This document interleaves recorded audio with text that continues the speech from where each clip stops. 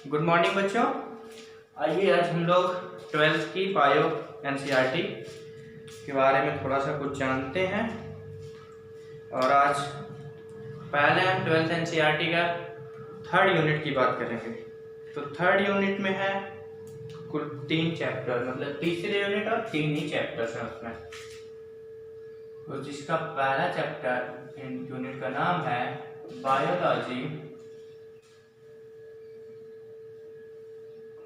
In human welfare.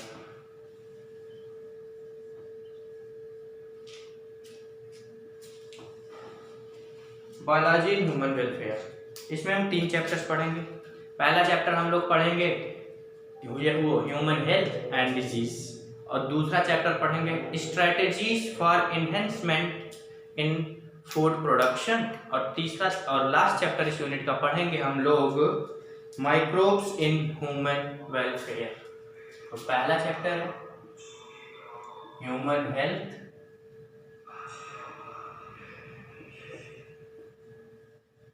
छोटा हो तो बताइएगा, human health and disease.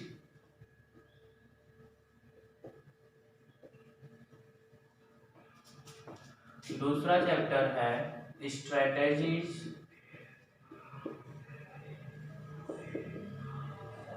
For enhancement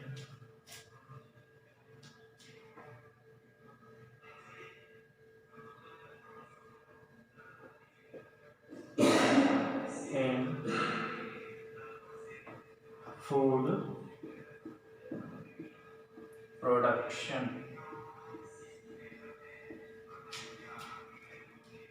तीसरा और लास्ट चैप्टर इस यूनिट का है माइक्रोब्स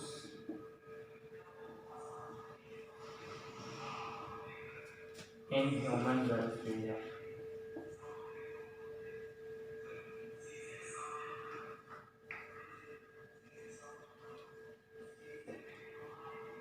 तो इसमें हम लोग बात करेंगे माइक्रोब्स इन ह्यूमन वेलफेयर की पहले आज।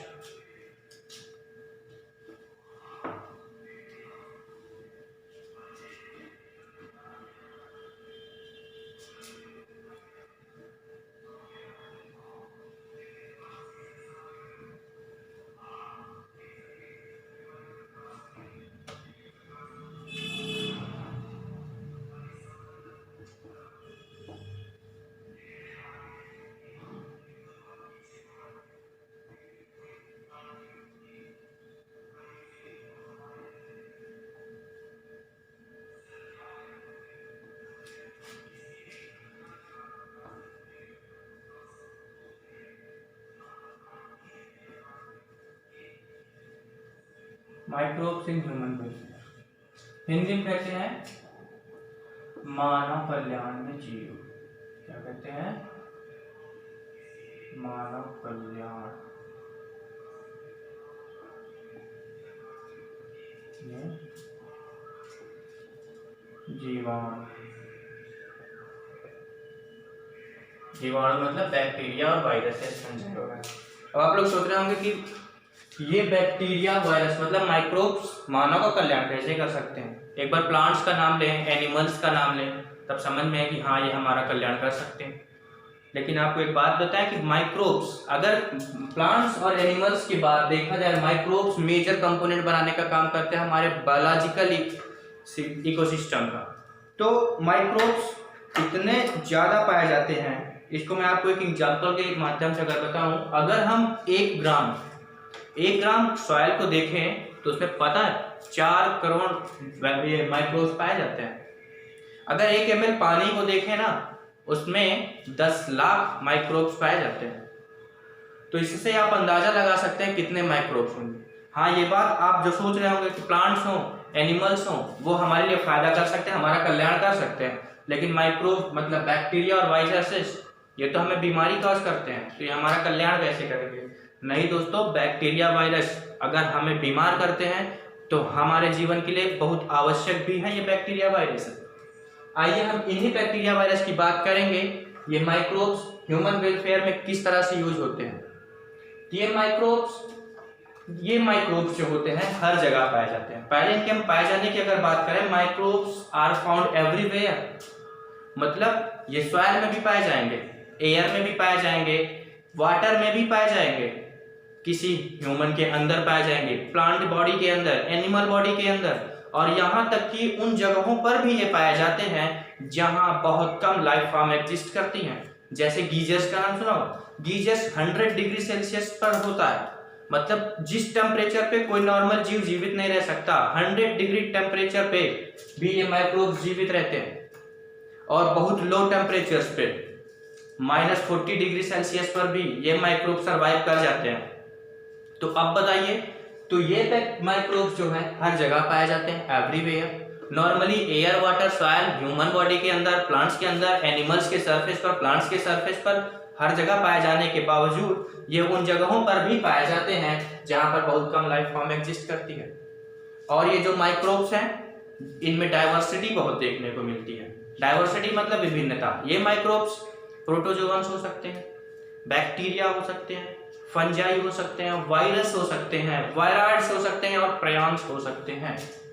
प्रयांस, बैक्टीरिया, वायरस, वायराइड्स, इन सब की बात हम 11th में जब हम आगे चैप्टर्स पहले यूनिट का पढ़ाएंगे तो उसमें सारी चीजें डिटेल में आपको बताई जाएंगी, क्या होते हैं वायरस, वायराइड्स, प्रयांस, बैक्टीरिया और फंजाई। तो अब हम बात करते हैं माइक्रोब्स ह्यूमन वेलफेयर में किस तरह से यूज होते हैं। तो उनमें से कुछ बैक्टीरिया, वायरसेस की अगर हम बात करें तो इनके लिए पहली जो बात हम अगर लिखें तो बिसाइड्स लिखिएगा, बहुत छोटा चैप्टर है लेकिन बहुत ही इंपॉर्टेंट है। Besides macroscopic plants,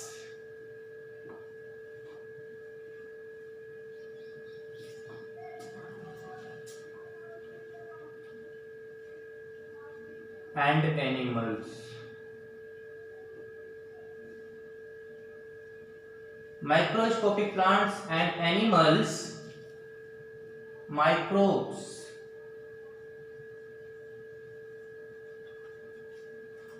are the major component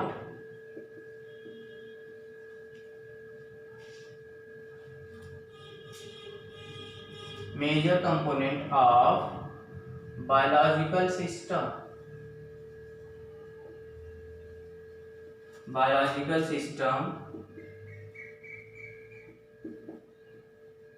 on the earth।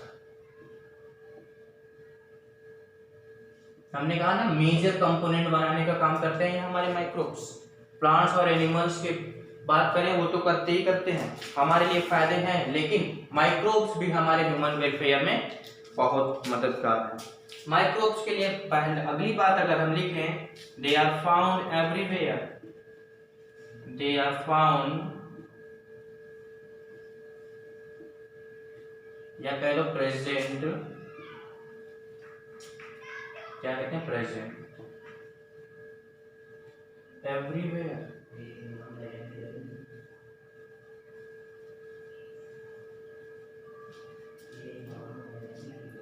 Where इनके एग्जांपल्स लिखे हैं,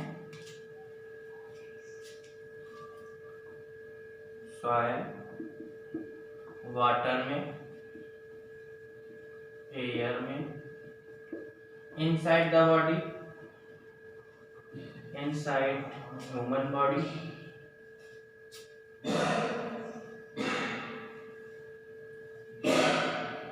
ऑन द सरफेस ऑफ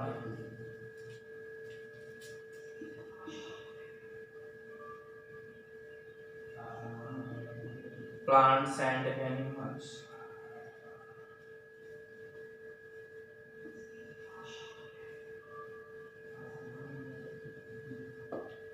इसके अलावा ये उन जगहों पर भी पाए जाते हैं जहां बहुत कम लाइफ फॉर्म एग्जिस्ट करती है। They are found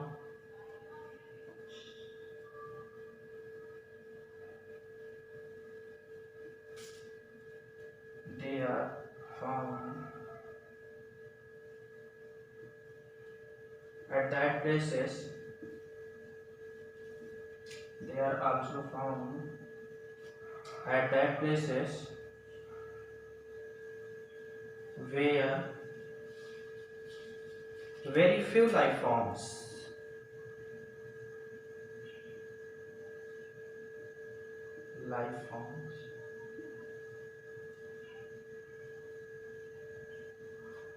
can exist। ऐसे ये सॉइल में पाए गए, वाटर में पाए गए, एयर इनसाइड ह्यूमन बॉडी और on the surface of the plant and animals, ये उन जगहों पर भी पाए जाते हैं जहां बहुत कम लाइफ फॉर्म एग्जिस्ट करती हैं। इनके एग्जांपल्स की अगर हम बात करें तो इनके एग्जांपल्स होंगे deep in the soil, deep in the soil, oceans में जहां बहुत कम टेम्परेचर होता है, गीजर्स में,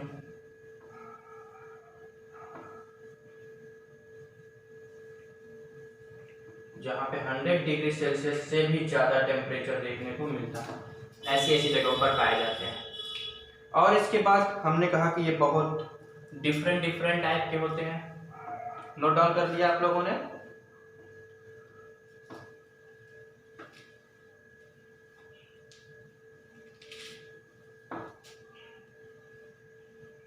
अगर हम इनकी डाइवर्सिटी की बात करें तो बहुत ज़्यादा देखने को मिलती है। ये प्रोटोजोअन्स हो सकते हैं,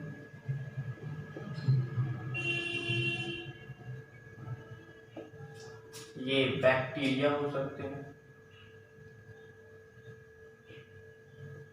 ये माइक्रोस्कोपिक प्लांट वायरसेस,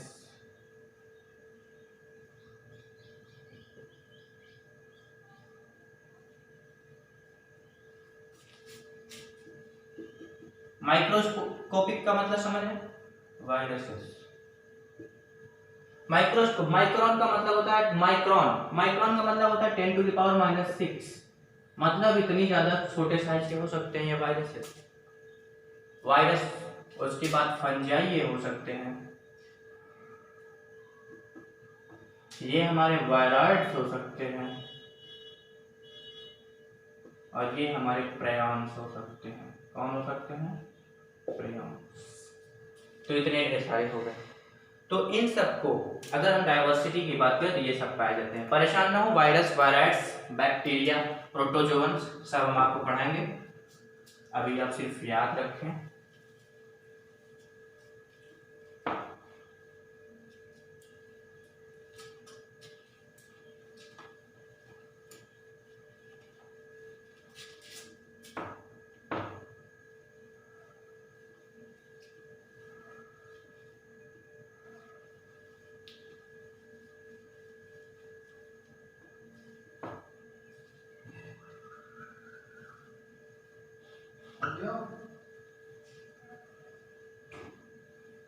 आइए कुछ बैक्टीरिया वायरस के एग्जांपल्स देखते हैं। अगर हम रॉड शेप बैक्टीरिया की बात करें, कैसे? रॉड शेप,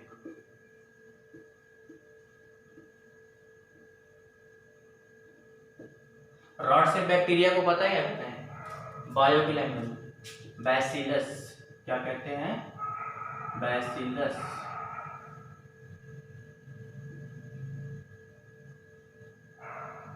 अगर इन्हें हमें देखना हो तो इनको देखने के लिए हमें 15,000 गुना इनको मैग्नीफाई करना पड़ता है।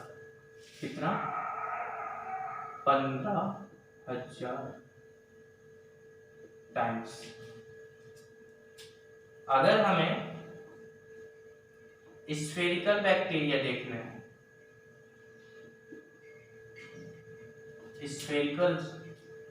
स्फेरिकल को कहते हैं बायो की टर्म में कॉकस। अगर हमें इन्हें देखना हो तो इन्हें देखने के लिए भी हमें 15,000 गुना मैग्निफिकेशन की आवश्यकता होती है। और इसके बाद अगर हम बात करें फ्लैजिलेटेड रॉड शेप बैक्टीरिया, मतलब फ्लैजिलेटेड रॉड शेप बैक्टीरिया का मतलब है ऐसा बैक्टीरिया होगा जो फ्लैजिला लिए होगा। इस रॉड शेप वाले बैक्टीरिया के पास फ्लैजिला नहीं है। हम फ्लैजिलेटेड रॉड सेल बैक्टीरिया की अगर हम बात करें, इसके मैग्निफिकेशन के लिए 50,000 मैग्निफिकेशन की जरूरत पड़ती है। ये कटा हुआ नहीं है, परेशान मत होना, ये x लिखा हुआ है। x का मतलब है गुणा, गुणा का चिन्ह है, ऐसा समझो कि इतने टाइम्स, इतने गुना मैग्नीफाई हमें करना पड़ता है, ये गुणा का चिन्ह समझ सकते हो। अगर हम वायरस की बात करें, एक वायरस होता है एडिनो वायरस,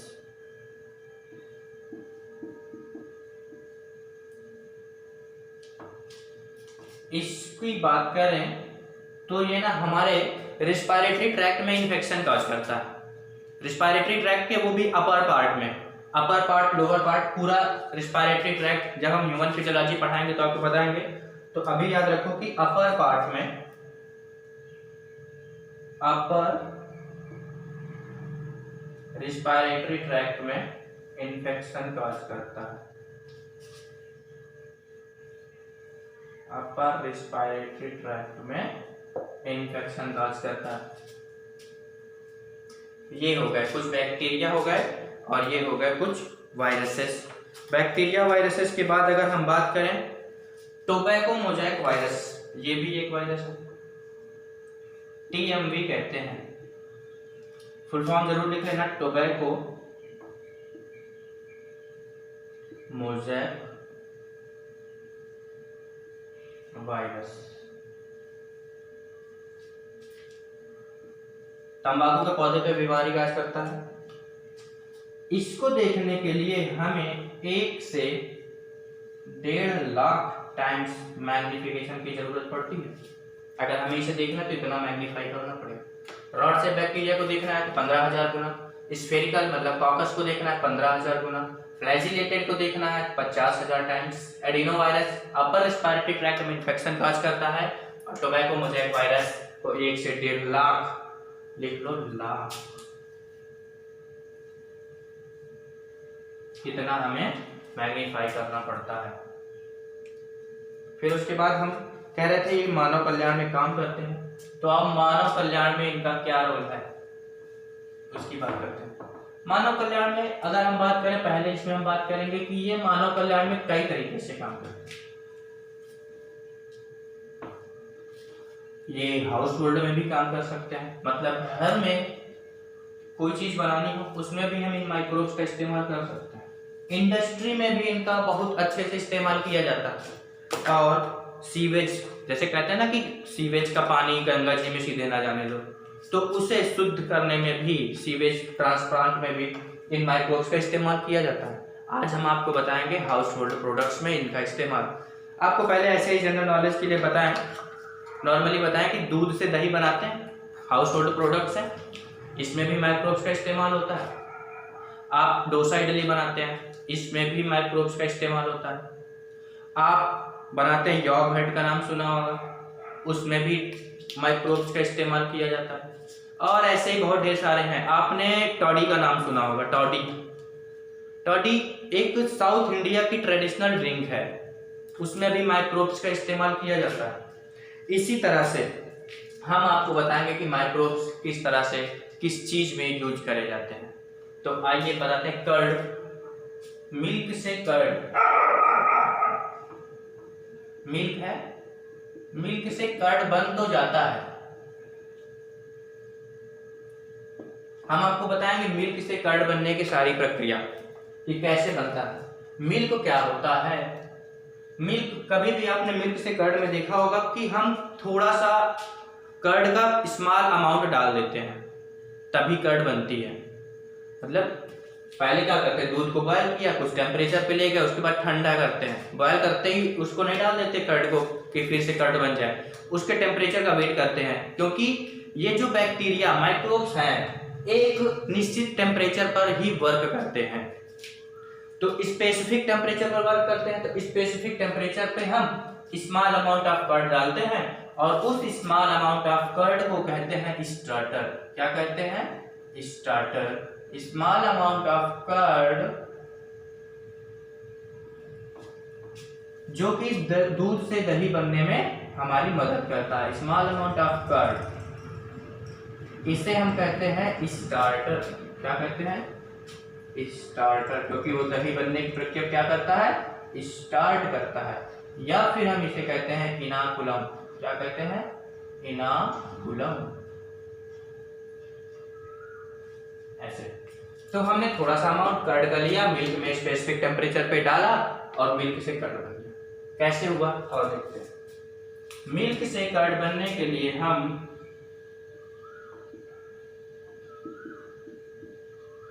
इसमें पहले हम डालते हैं lab. Lab means lactic acid bacteria. इसका फुल फॉर्म लिखना, लैक्टिक एसिड बैक्टीरिया। और ये जो लैक्टिक एसिड बैक्टीरिया डालते हैं, इसका अगर हम ओरिजिनल नाम जाने, मतलब इसके अंतर्गत जो मेनली बैक्टीरिया यूज किया जाता है वो होता है लैक्टोबैसिलस एसिडोफिलस। क्या? लैक्टोबैसिलस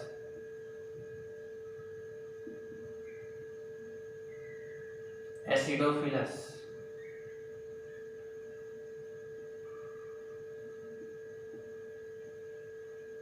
ये क्या काम करता है? मिल्क में हमने इसको डाला, ये लैक्टोबैसिलस एसिडोफिलस जो नाम का बैक्टीरिया है, ये इस मिल्क के जो स्टार्टर है, स्मॉल अमाउंट ऑफ कर्ड जो होता है स्टार्टर इनाकुलम कहते हैं, इसके अंदर जब हमने इसको डाला मिल्क के अंदर तो इसमें ये लैब था। इसकी स्मॉल अमाउंट में ना मिलियंस ऑफ वो होते हैं लैब। इसका बहुत थोड़ा सा, एक चम्मच भी हम नहीं डालते हैं और दूध से दही बन जाती है। तो उस स्मॉल अमाउंट में भी मिलियंस ऑफ लैब होते हैं। और ये लैब करते क्या है? एक एंजाइम का सिक्रीशन करते हैं जिन्हें हम कहते हैं लैक्टेज एंजाइम। क्या कहते हैं? Lactase enzyme. ये क्या है? एक एंजाइम है। और ये लैक्टेज एंजाइम क्या करता है? मिल्क में प्रेजेंट लैक्टोज नाम की शुगर को लैक्टिक एसिड में बदल देता है।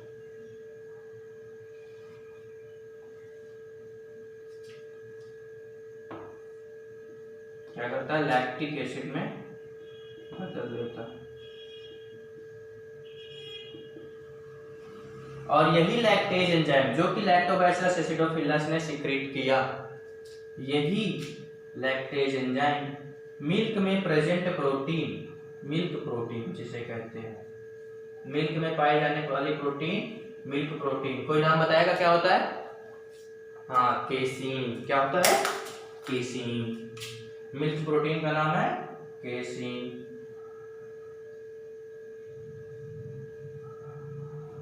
तो ये क्या करता है? Lactase enzyme milk protein casein को का कर देता है पार्शियल डाइजेशन। Partial digestion.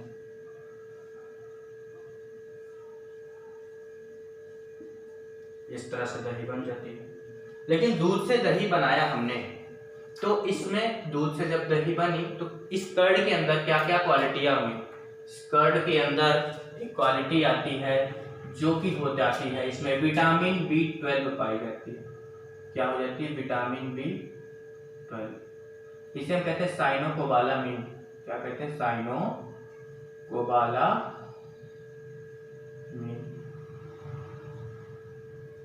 इसका नाम से ही पता चलता है, कोबाला। कोबाला मीन्स कोबाल्ट, मतलब विटामिन B12 में क्या पाया जाता है? कोबाल्ट नाम का एलिमेंट पाया जाता है। ये तो हो गया मिल्क जो होता है, मिल्क से कर्ड बना है जिसके अंदर विटामिन B12 पाया गया, जिसे हम कहते हैं साइनोकोबालामिन। इस विटामिन B12 में एलिमेंट पाया जाता है कोबाल्ट। कर्ड के अंदर एक प्रॉपर्टी और होती है जिन्हें हम कहते हैं एंटी कैंसर केमिकल भी इसमें पाए जाते हैं। इसमें क्या पाए जाते हैं? एंटी कैंसर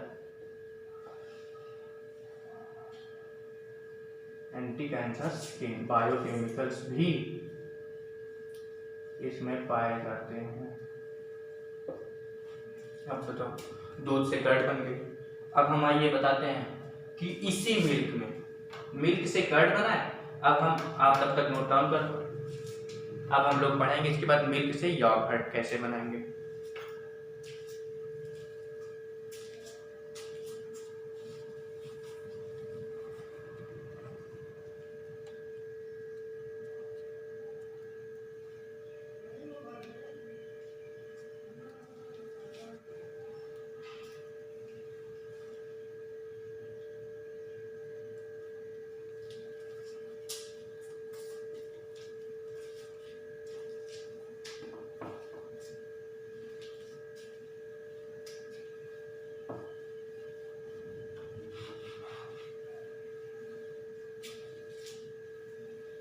अब हम लोग बनाएंगे मिल्क से योगर्ट। योगर्ट में भी विटामिन B12 पाया जाता है। देख लीजिएगा कि योगर्ट में भी विटामिन B12 पाया जाता है और ये कर्ड से ज्यादा अच्छा होता है। इसमें न्यूट्रिशनल वैल्यू कर्ड से ज्यादा होती है। बनता मिल्क से ही है, बनता मिल्क से ही है। क्या बनाएंगे मिल्क से योगर्ट। ये बेटर देन कर्ड होता है। क्या होता है? बेटर देन कर्ड, क्योंकि इसके पास न्यूट्रिशनल वैल्यू ज्यादा होती है। इसको बनाने में जो हम यूज करते हैं बैक्टीरिया वो होता है स्ट्रेप्टोकोकस।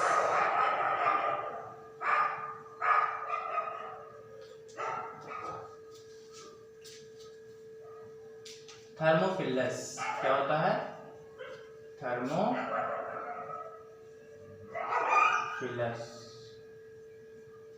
और दूसरा होता है ल्यूको, नहीं, दूसरा होता है लैक्टोबैसिलस बुल्गारिकस।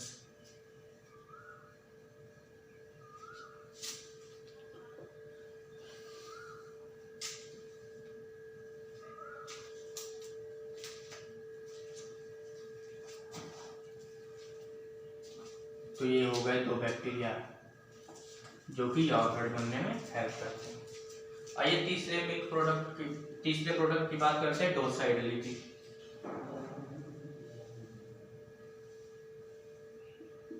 डोसा है इडली। इसके बनाने में जो माइक्रोब का इस्तेमाल करते हैं वो माइक्रोब्स होते हैं ल्यूकोनोस्टा और स्ट्रेप्टोकोकस। कौन कौन होते हैं? ल्यूकोनोस्टा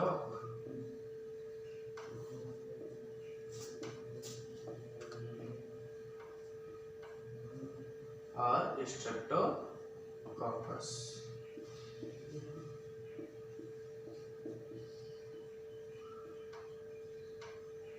तो ये हो गया डोसा और इडली बन गया।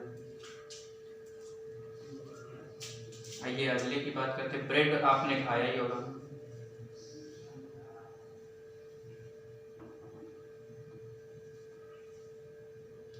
ब्रेड बनाने में हम लोग इस्तेमाल करते हैं ईस्ट का।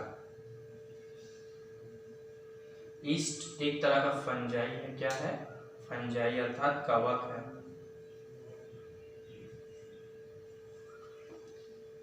इसे हम बेकर्स ईस्ट कहते हैं। क्या कहते हैं? Bakers east.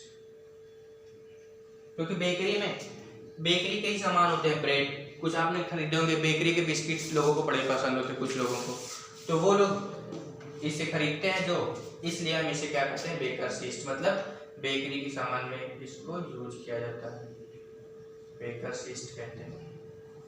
और ईस्ट की जो स्पेशल वैरायटी यूज करी जाती है इसमें वो होती है सैक्रोमाइसीस सेरियोसी। क्या होती है? सैक्रोमाइसीस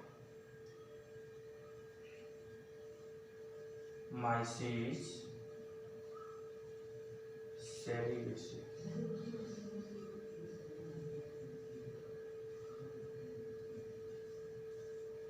तो ये हो गया, ब्रेड बन गया। ब्रेड में आपने देखा ना छोटे छोटे होल होते हैं। वो होता है कि जब ब्रेड बनाई जाती है तो उसमें से कार्बन डाइऑक्साइड गैस निकलती है, और वो जो कार्बन डाइऑक्साइड गैस निकलती है वही उसमें होल कर देती है। ऐसे ही इसमें भी होता है। डफ जो होता है डोसा इडली में, उसमें ना लार्ज होल्स देखने को मिलते हैं, वो भी कार्बन डाइऑक्साइड गैस की वजह से ही होती है। आइए हम लोग इस हाउस होल्ड प्रोडक्ट में सबसे ओल्डेस्ट प्रोडक्ट की बात करें जिसमें कि माइक्रोब्स का इस्तेमाल करते हैं, बहुत ही पॉपुलर है, आपने खाई भी होगी, चीज कहते हैं। और ये चीज डिफरेंट फ्लेवर्स की होती है, और ये चीज डिफरेंट टेक्सचर की होंगी, डिफरेंट फ्लेवर की होंगी और डिफरेंट टेस्ट की होंगी। और इनका टेक्सचर, फ्लेवर और टेस्ट इस बात पे डिपेंड करता है कि हमने इसमें माइक्रोब कौन सा इस्तेमाल किया। आइए दो तरह की चीज आपको बताते हैं।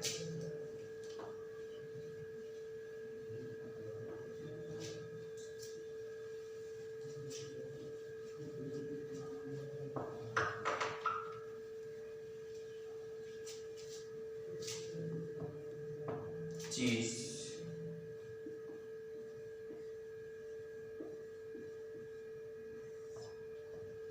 वन ऑफ द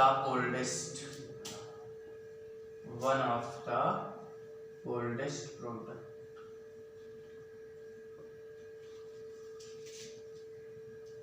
जिसमें कि हम माइक्रोब्स का इस्तेमाल करते हैं। चीज, ये चीज डिफरेंट डिफरेंट है, दो तरह के आपको बताते हैं आज। एक होती स्विस चीज,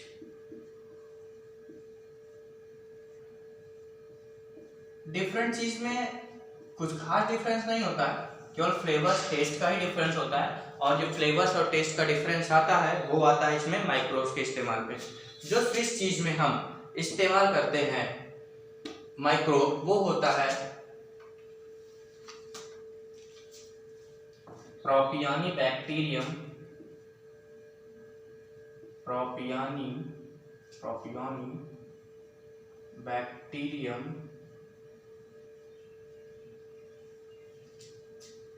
सरमानी। क्या है? सरमानी।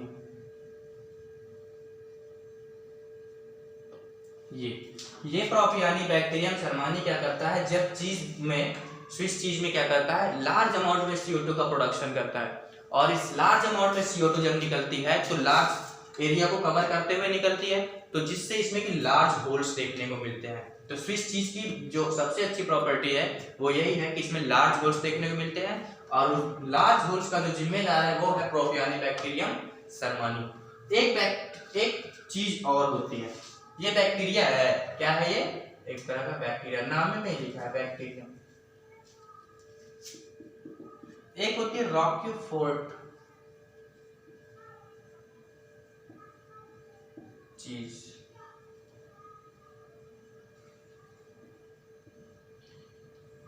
ये जो रॉक्यूफोर्ट चीज होती है, इसमें जो माइक्रोब का इस्तेमाल किया जाता है वो एक तरह का फंजाई होता है, और उस फंजाई का नाम होता है पेनिसिलियम रॉक्यूफोर्टाई। क्या होता है? रॉक्यूफोर्टाई।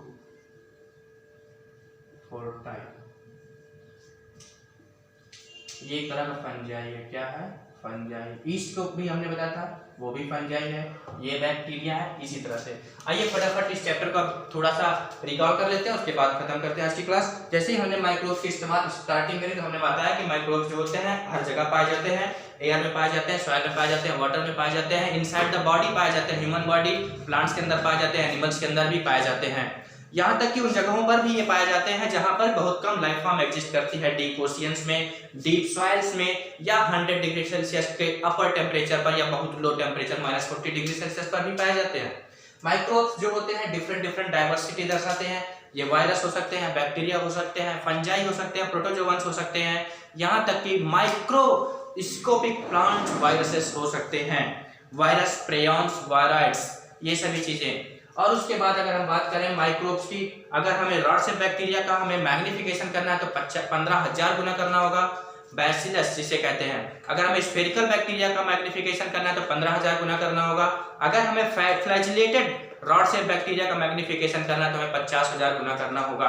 अगर हम बात करें जिसने रिस्पायरेटरी ट्रैक्ट इन्फेक्शन कॉज किया था, जिसे एडिनोवायरस कहते हैं, वो हो गया। उसके बाद आता है जिसे हम 1 से 1.5 लाख गुना मैग्निफिकेशन करते हैं, वो था टोबैको मोज़ेक वायरस। उसके बाद अगर हम बात करें मिल्क से हमने कर्ड बनाया, उसमें हमने इस्तेमाल किया था लैब बैक्टीरिया का, हमने योगर्ट बनाया, लैक्टोबैसिलस, और वो लैक्टोबैसिलस का इस्तेमाल किया उसके बाद कर्ड बनाने में। उसके बाद हमने डोसा इडली बनाया, डोसा और इडली बनाने में हमने ल्यूकोनोस्ट्राका स्ट्रेप्टोकोकस का इस्तेमाल किया। और हमने चीज बनाई, चीज दो तरह की बनाई, प्रोपियोनी बैक्टीरियम सरमानी का इस्तेमाल किया स्विस चीज में, और रॉक्यूफोर्ट चीज बनाई जिसमें पेनिसिलियम और रॉक्यूफोर्ट फंजाई का इस्तेमाल किया। ब्रेड बनाने में हमने ईस्ट का इस्तेमाल किया। और इसी के साथ आज क्लास खत्म करते हैं।